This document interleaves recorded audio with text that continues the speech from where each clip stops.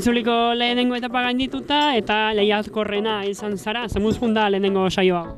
Ondo, hasieran, oso azkar egin da iesaldia eta, jarraitzera, dena ematera, eta, azkenean gutxinaka, dena emanez, maiota lortut.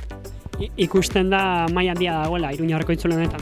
Bai, gainera gu baino, 23 gaineko kategoriarekin korrituta, geroz eta, gogorragoa da, eta bai, maila handikoa, gainera gure kategoria baita ere oso exigentea izaten ari da, eta geroz eta serioagoa, eta ondo.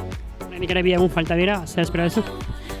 Disfrutatzea, bai, hori izan dudana, kategoria oso exigentea da, eta, borrokatzera, dena ematera, ekipoa laguntzera, eta dena ematera.